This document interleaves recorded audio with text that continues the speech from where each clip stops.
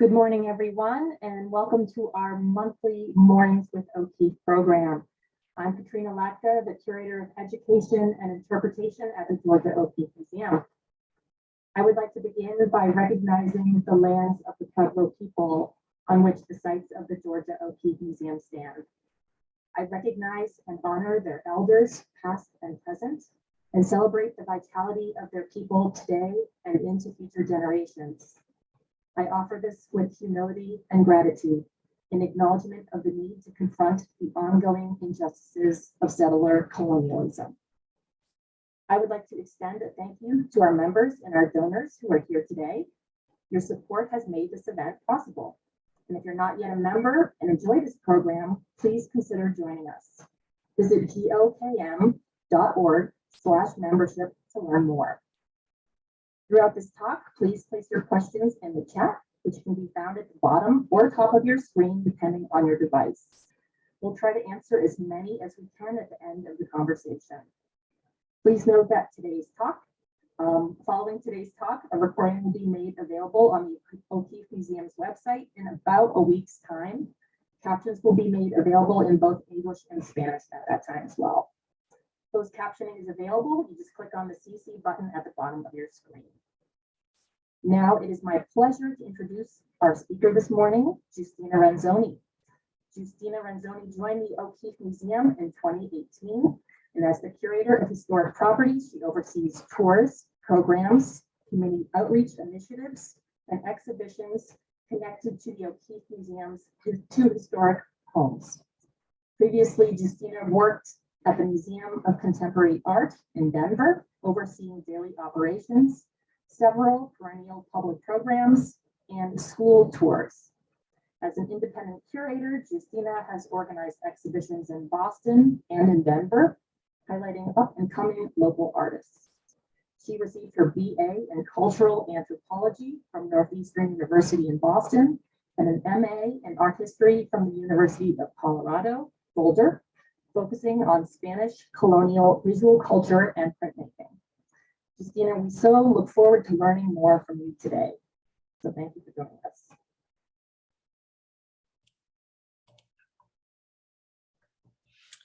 Hi all, Katrina, thank you so much for the introduction. Just to check in, I want to make sure everyone is able to hear me okay. So if you can hear me in the chat, please just let me know. Thank you. Okay, so this morning we have a really fun topic to get into. We are going to be looking at O'Keeffe's many camping trips. So I'm going to start by sharing my screen.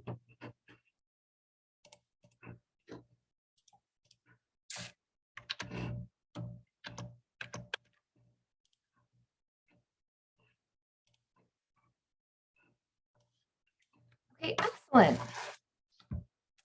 So today we will be talking about Georgia O'Keeffe's camping trips, and this is in connection to our new exhibition at the O'Keeffe Welcome Center in Abiquiú.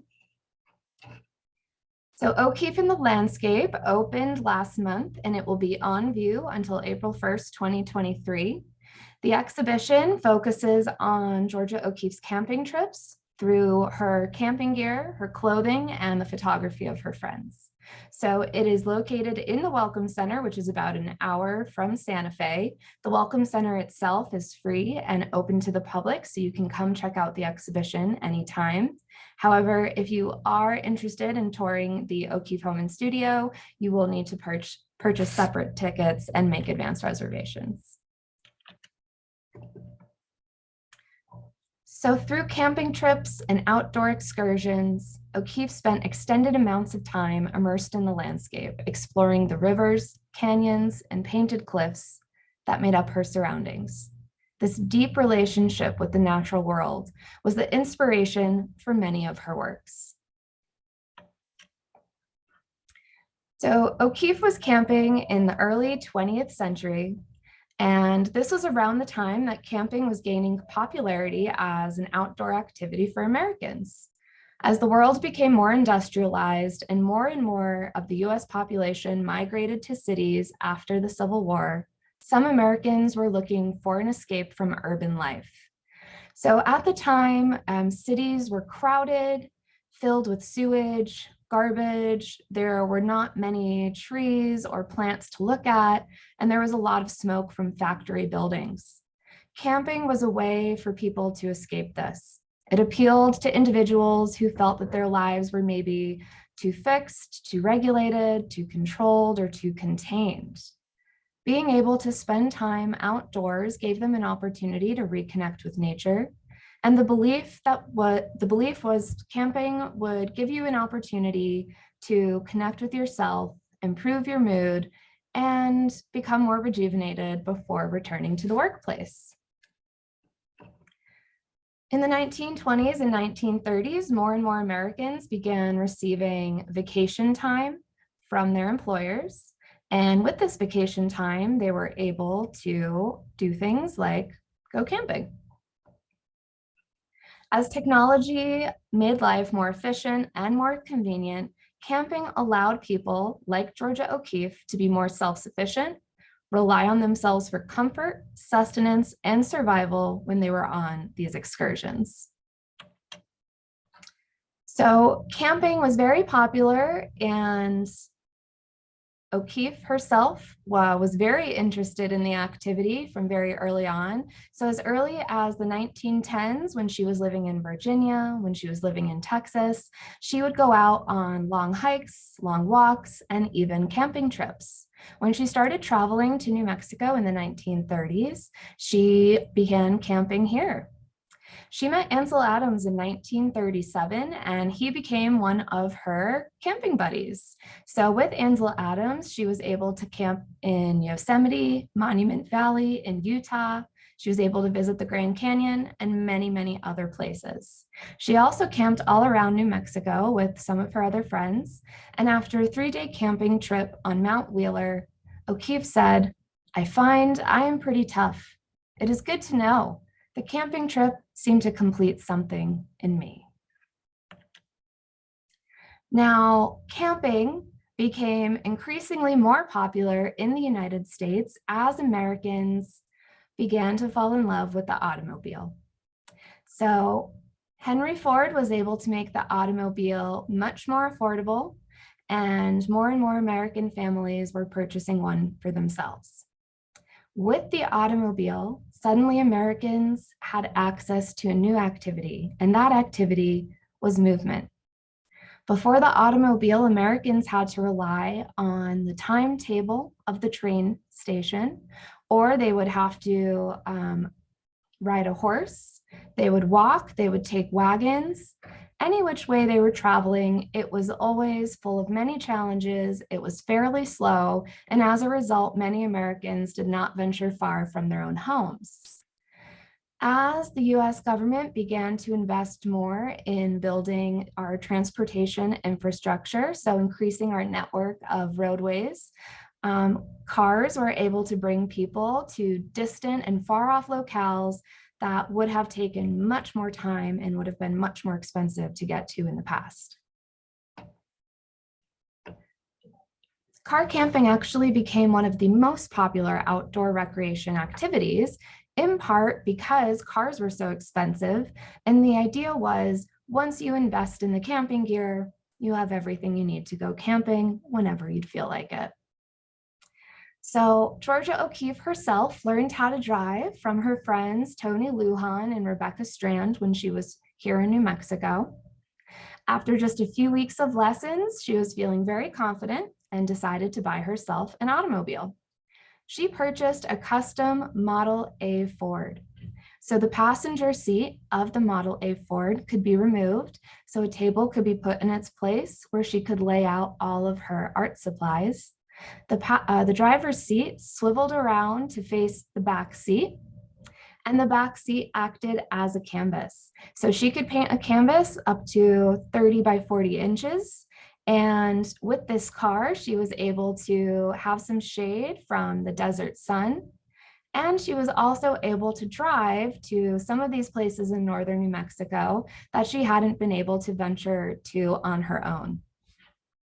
So with her car, she started doing what she would refer to as her motor outings, where she would travel around northern New Mexico looking for interesting places. So in the early 1930s, she was able to see places such as Ghost Ranch or the Black Place, which we'll get to in just a little bit. Here you can actually see in this photo taken by her friend Maria Chabot, her Model A Ford set up at the Black Place in western New Mexico. She has her camping chairs set up. You see her sleeping bag rolled up in the foreground and some camping gear. So it was a very large vehicle with high clearance, making it easy to drive down rocky arroyos.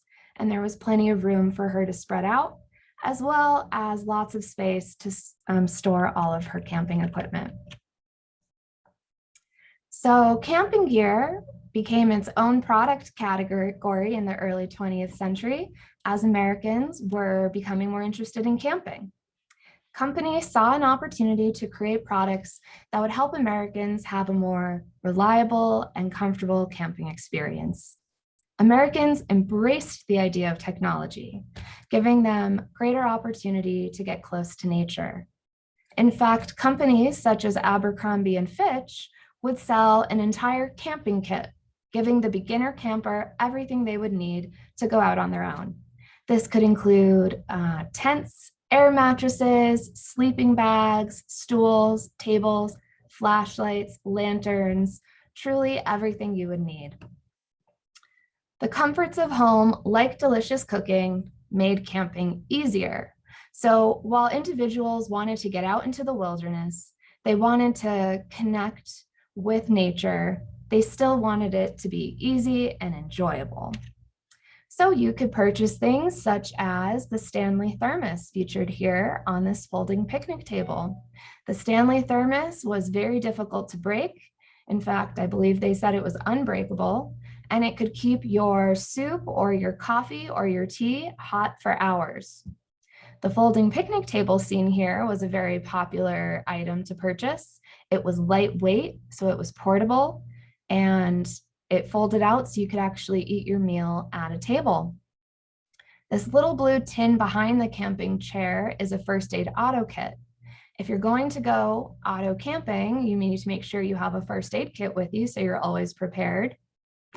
You also can see the ever-ready flashlight standing up by the tent.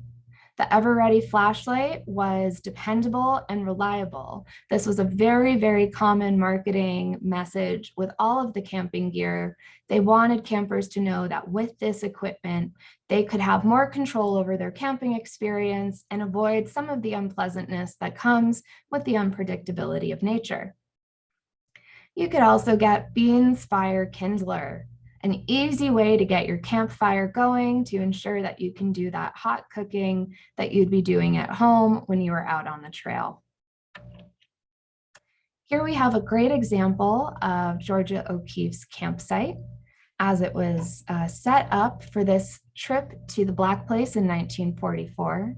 You can see she started to incorporate some creature comforts. She has a tent and a sleeping bag. So prior to this, she did not have her own tent. She really enjoyed sleeping out under the stars. But when she tried setting up her tent, she realized it was incredibly easy and honestly made things much more enjoyable. Here's another photo of O'Keeffe in her tent. She's brushing her hair, sitting on one of her cots where she would have had her sleeping pad and sleeping bag set up. And in the foreground, you have the picnic table with some food set up, probably getting ready for breakfast. When O'Keeffe would go out into the wilderness, she would always be traveling with companions. So O'Keeffe herself felt safer traveling with companions. She would often say that she wasn't sure if it was her own gender, her lack of courage, or what was the true cause, but traveling out in the wilderness alone was seldom done by women at the time, so it made complete sense that she would always have folks with her when she would go out camping. Even though she was always surrounded by others, she would find moments of solitude to go off and explore on her own. She relied on local guides to show her different locations and would also learn of new destinations from friends, or she would stumble upon places when she was on one of her motor outings. O'Keeffe would often camp with other artists. This presented opportunities for collaboration, for discussion, and sharing inspiration. In this photo here, we have the photographer, Elliot Porter, with his camera set up, and in the background is Georgia O'Keeffe with a sketch pad and a pencil. Taking the photograph is the photographer, Todd Webb. So just in this example, we have two photographers and a painter together in the geological formations of Glen Canyon, taking in the beauty and trying to capture some of the feeling. Georgia O'Keeffe would often sketch or even paint right outside when she was on her camping trips. Oftentimes she would sketch an image or take a Polaroid photograph and bring it back to her studio to fill out the composition and actually finish the painting. So there were several destinations that would be visited many, many times by Georgia O'Keeffe. The first of which is the Black Place. Here we have a photo of Georgia O'Keeffe at the Black Place in 1944. She visited the Black Place for the first time in 1935 when she was on a motor outing, and she didn't return until 1943 for a proper camping trip. This is from her trip in 1944 with her friend Maria Chabot. My favorite part of this photo is the fact that she is holding one of her Siamese cats. So she did bring her cats camping. She said her cats would follow her around like dogs. I know personally, if I brought my cat camping, I would probably never see it again because it would just run away. So I guess her cats were pretty well trained. And when she no longer had cats, but she had her chows, they would often go on the excursions with her as well. So she would travel to the Black Place many, many times with friends such as Maria Chabot, the artist Mary Callery, the photographer Elliot Porter, and she would paint the Black Place several times, including this painting right here, Black Place, Gray and Pink, 1949, which is part of our museum collection. Another very popular destination was much closer to her home in Abiquiú, the White Place. The Black Place is about 2.5 hours west of Abiquiú. It's quite difficult to get to. It's around the Beastie Badland area. The White Place is actually here in Abiquiú and was just a short drive from her Abiquiú home. But she actually saw the White Place as early as 1934. When she did finally start camping to the White Place, it became a regular destination to bring her friends, whether it was for a day trip or for a camping trip. This is a letter she wrote to her husband, Alfred Stieglitz, on one of her White Place camping trips. Well, you will laugh at us. We were all packed and got off to the White Place. It is a very beautiful drive over there. And when we got there it was. In the light of the low setting sun, a vast area like something dead, but startlingly alive in its beauty. It is really an amazingly beautiful place. But mosquitoes and gnats and whatnot, there are 2 little cottonwood trees, 2 little spots of shining live green in the deadness. We sat under them and ate our cold oatmeal and applesauce, but the biting insects were too much for us, in spite of the fantastic beauty of it all. We got into the car and came home, stopped in Abiquiú and talked with Mr. Bodie for a long time, then up the road, the moon half full, making the world particularly fine. So she would return to the White Place time and time again. Here's a photo from one of her trips to the White Place with photographer Todd Webb. So as you can see, there are beautiful, majestic, white sandstone cliffs and canyons, making it a very unique location, and it feels almost otherworldly. She brought the chows along on this trip, so you can see one of the chows over walking around the cliffs, and up on the right, you have Todd Webb's wife. The White Place was also the inspiration for a few of Georgia O'Keeffe's paintings. The White Place in Sun here in 1943 shows the white cliffs against the sky blue background, which here in New Mexico, we're known for having an incredibly blue sky due to our elevation. Another destination of hers that she loved and returned to multiple times was Glen Canyon. So at the age of 74, Georgia O'Keeffe went river rafting for the very first time. Here she is exiting a raft, and helping her get off the raft is photographer Elliot Porter, and the photo was taken by photographer Todd Webb. River rafting for the first time can be very intimidating, but here we have Georgia O'Keeffe very comfortably getting off the raft, and it was very comfortable for her to get on the raft. She wrote the postcard here to her sister Claudia. She wrote, this is actually to her friend Charles, who's over in Paris. I'll not be over. I just had a fine trip of some 180 miles by rubber boat down the Colorado River. It was wonderful. 7 days on the river. I think you go to the wrong places. Georgia O'Keeffe would much rather be river rafting down the Colorado River than traveling to Paris, according to this postcard. So it was 180 miles by rubber boat. On the very first night, they pulled the rubber boat ashore and set up camp, only to be drenched by a torrential rainstorm shortly after. This did not dissuade Georgia O'Keeffe at all. At this point in her life, she was so accustomed to arduous adventures, pushing the boundaries, and really challenging herself physically. So instead of being annoyed or frustrated with the rainstorm, she really took this as just an example of how powerful and beautiful nature could be. And here is the postcard she wrote to her sister Claudia about the same trip. I called you 3 times Sunday and could not get you. My thoughts are with you. We start off early this morning.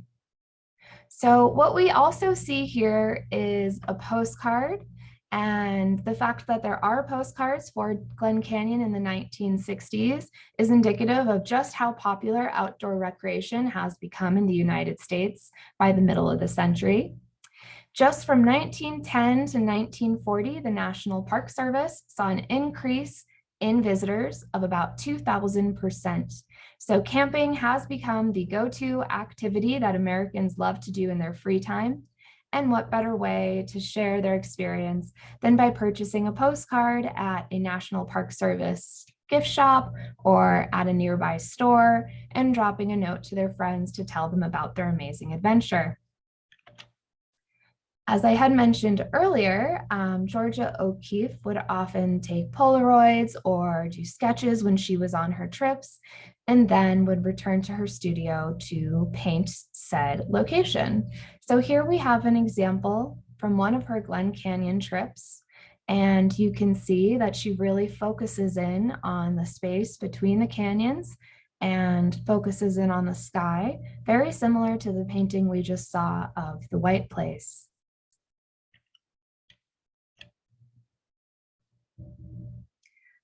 Part of what makes Georgia O'Keeffe so iconic is her clothing. And if you come to the Welcome Center to see O'Keeffe in the landscape, you'll have an opportunity to see some of her clothes on display. Now you'll see some clothes that probably won't surprise you, including denim shirts and jeans.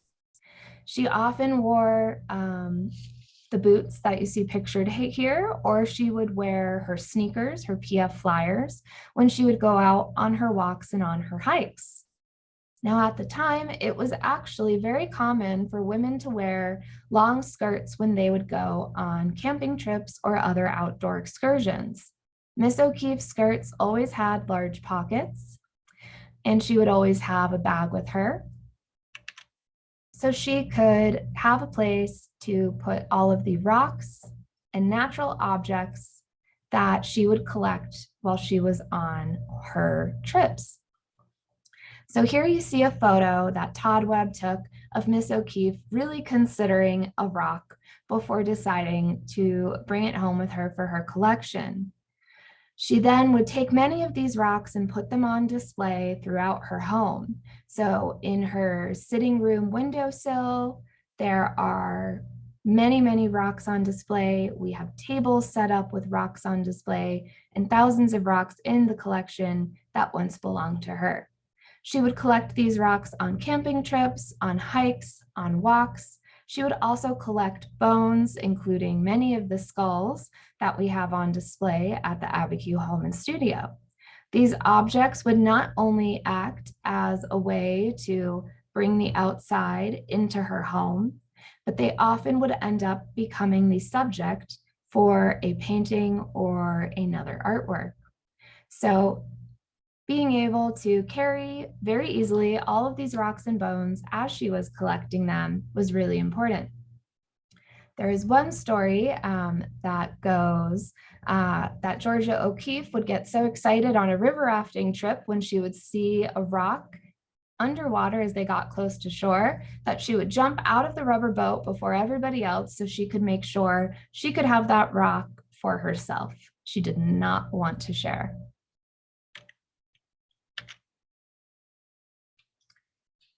So camping was part of her lifestyle. She did it regularly, enjoyed spending time outdoors, and camping gave an opportunity for Americans to connect with nature, to challenge themselves.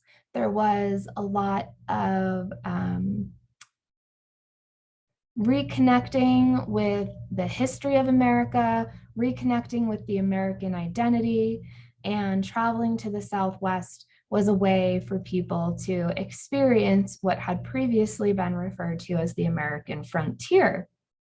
Now, the unpredictability of nature was certainly an appeal, especially for Georgia O'Keeffe. While she did enjoy a lot of the creature comforts that camping gear allowed her to have, there was something about, the challenge that was enticing in and of itself.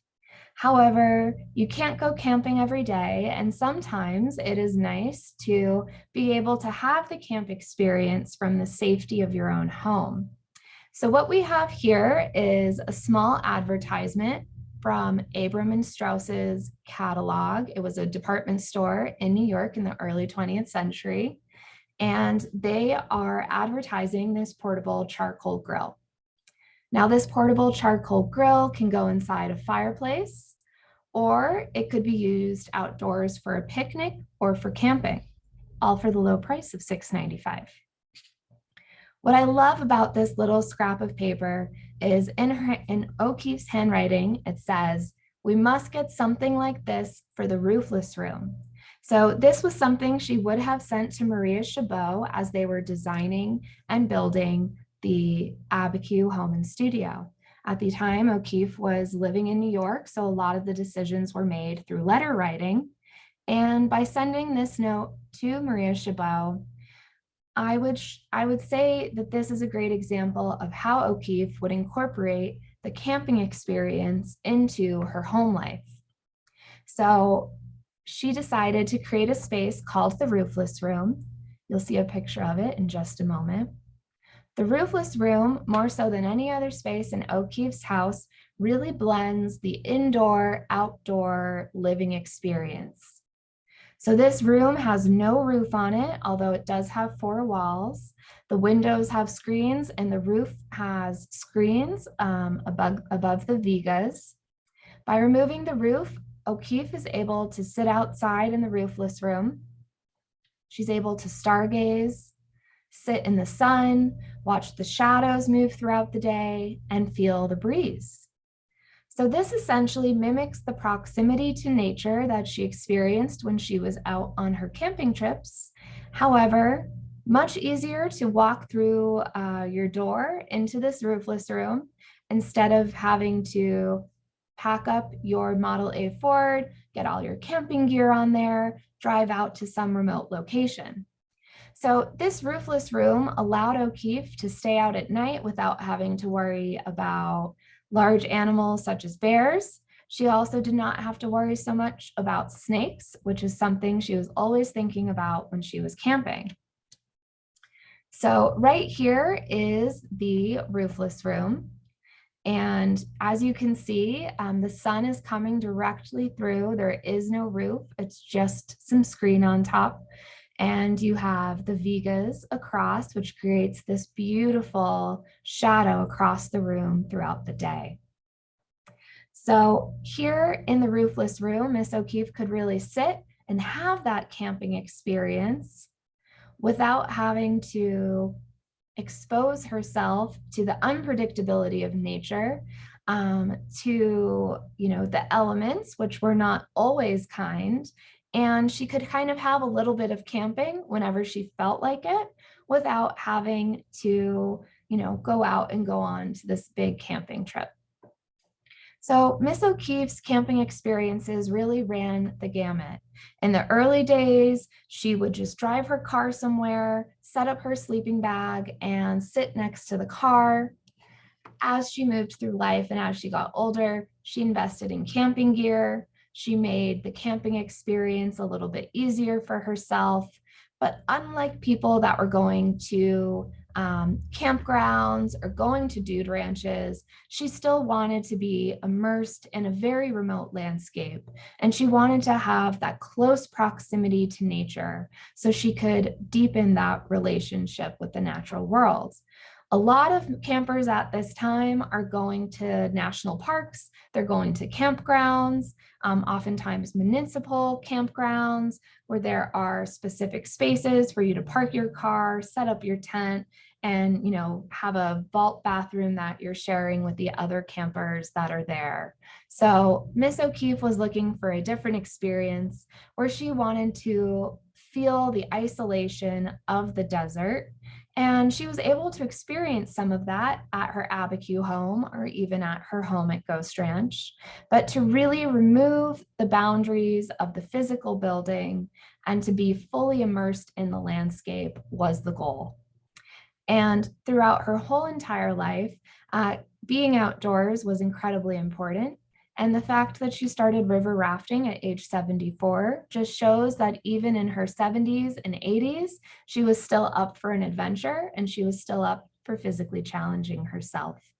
Now, camping remains a very popular pastime today. Here at the Welcome Center, we get visitors from all over the country and all over the world who are coming to New Mexico for camping trips, for hiking, river rafting, all sorts of outdoor adventures.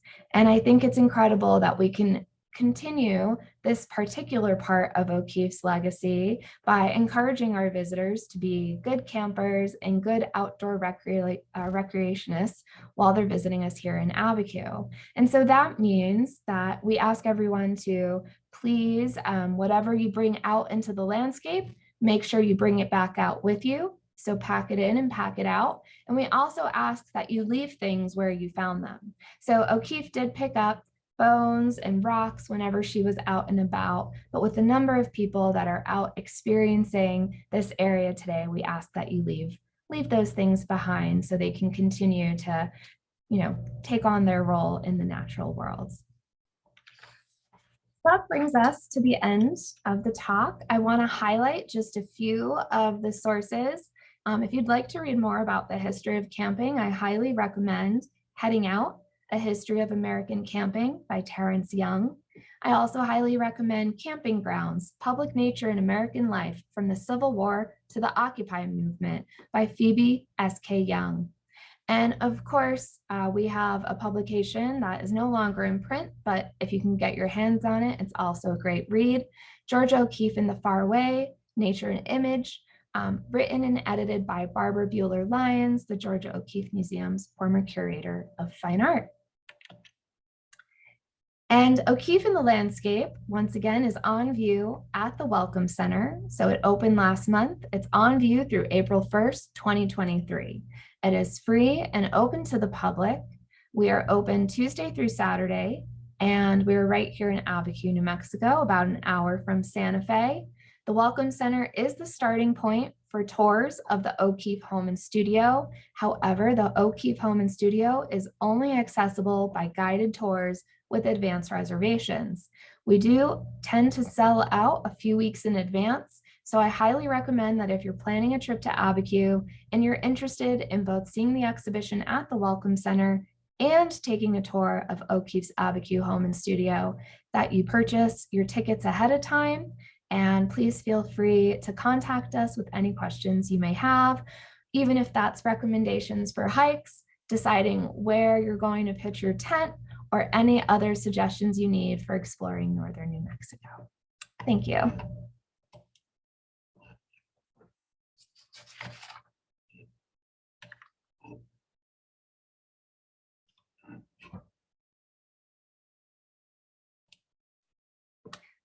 Katrina, I actually can't hear you, but you can hear me. All right, let's try this again. Can you hear Yes, now I can hear you. Yes, thank you so much. I tried to switch up my microphone. Hopefully it's a little better for folks. So we did have a few questions that came in chat.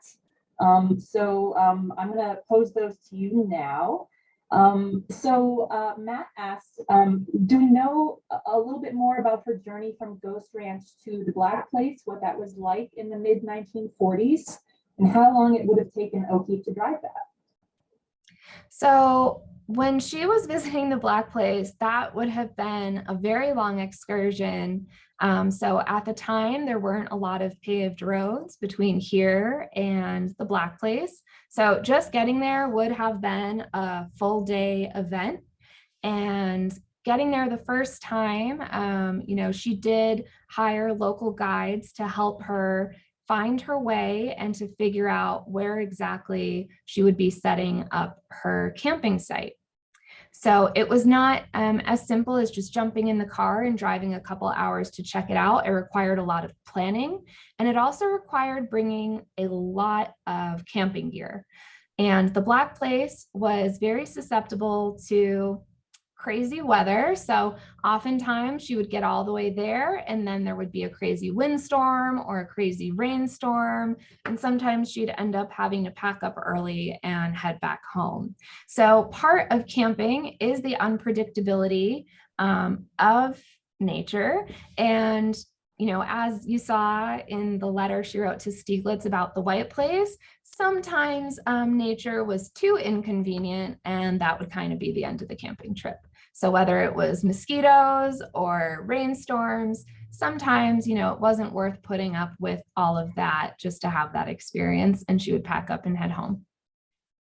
Yeah, and as we know, New Mexico weather can be fairly intense anyway, never mind the special storm or something that might come in, and someone just kind of asked in the chat, what kind of preparations, if any, did she make in case the car broke down or if she ran out of gas? Do you know any of that? Yes, so that's a great question. And so initially, when people first started purchasing cars in the United States, they were very expensive. And one of the reasons people did not want to make the investment was that they were unreliable, often broke down, and often ran out of gas. So it really wasn't until the 1920s and 1930s when cars became more affordable that they also became more reliable. So it was unlikely that the car would break down because of how well made it was, but she always had extra gas with her in the car because there was no way to fill up the tank and have that last the entire way. But you could also stop at gas stations. Those did exist. So she could always fill up her fuel container, and making sure that you had all those things like first aid kits, having some tools with you, that was all really important. And that's also a reason why she did not want to go by herself, because if you were to break down, it was much better to have somebody with you to help troubleshoot the situation. Well, and speaking of that vehicle, Tom asked us, do you know what model, make, and year that Woody vehicle that appeared in Maria Chabot's 1944 photo is, by chance? So I don't have the exact year. Based on cars I've looked at, I believe it's a 1933 Model A Ford. And at the time, custom automobiles were actually very popular. So people would purchase automobiles and put customizations in them that would make camping easier. So you might have, what you would imagine to be the off the lot version of the car, but people would have cots put in so the seats could be removed and you could actually sleep inside the car. People would have extra storage added on to their cars so they could have more of their camping gear with them. So unfortunately, we no longer have the Model A Ford, and I'm not sure where it went because we do get that question a lot. But it was definitely a wood paneled Model A Ford from the 1930s. And my guess is 1933, but that's something we should definitely look more into. Great. Do you know what makes the black place that black color? And how did the white place and the black place get those names? Were they just names that she gave to them? So those were names that she gave to them, although locals call the white place Plaza Blanca. So it's possible she heard that first and then called it the white place. And then the black place, it's a black geological formation. The white place is a white geological formation.